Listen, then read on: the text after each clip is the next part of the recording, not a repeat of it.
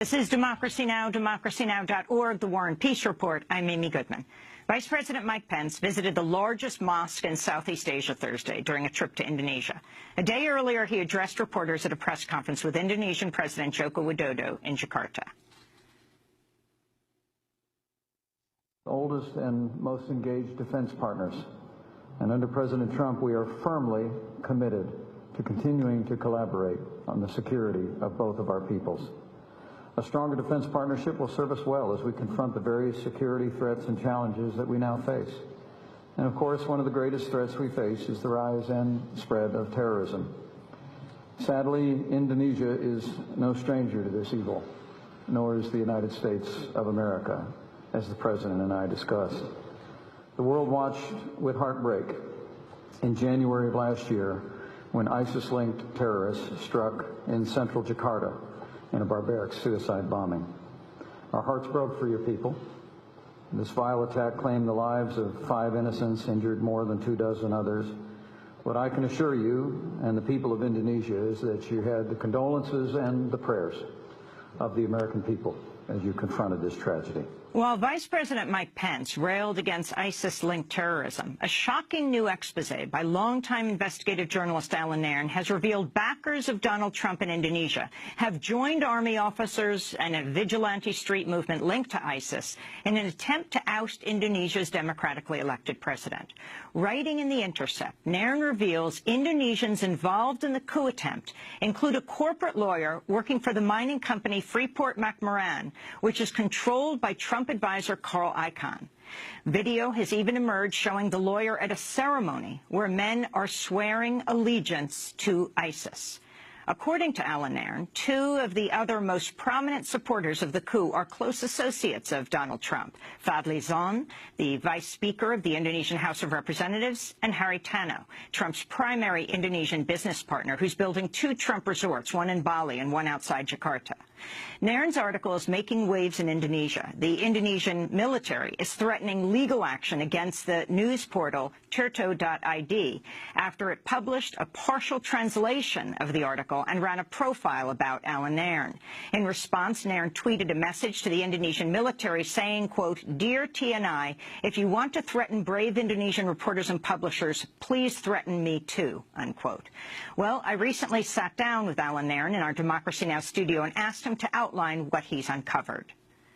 Indonesia is in the midst of a political crisis in that there is an attempt to stage what people on both sides of the conflict call the coup. And this is a de facto or even direct coup against the elected president, the elected government of Indonesia, which is headed by President Joko Widodo. Jokowi was the first person from outside the political elite who ever was elected president. He's on certain issues, in certain respects, he's a bit of a reformist. He got elected in important part because he speaks the language of the poor and people relate to him. He has been pushing social programs on health and education, but especially in recent months, his government has been fighting for survival.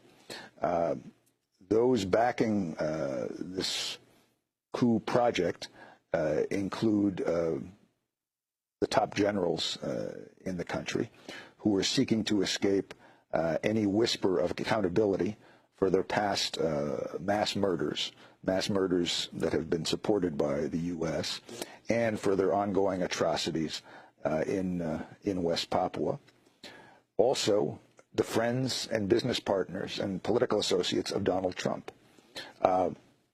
The local Trump people in Indonesia, including his top political backer, the politician Fadli Zon, including his local business partner, Haritano, and others, have been funding and backing this coup movement. The instrument they have been using is what purports to be a radical Islamist street movement, which has been staging massive demonstrations on the streets of Jakarta, demonstrations drawing out hundreds of thousands, perhaps millions of people, and their hook is what they claimed to be a religious issue, where they're attacking and demanding the death by hanging of the incumbent governor of Jakarta, who happens to be an ethnic Chinese Christian, who is currently standing trial for insulting religion, for insulting Islam. And he could actually be sent to prison. And he's also currently standing for re-election.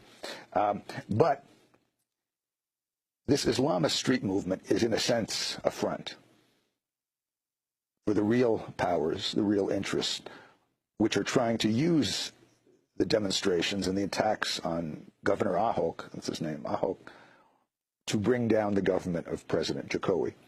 I know this because for much of the past year, I've been talking to people within the Jokowi government and also people within the coup movement, and they've been describing what's happening as it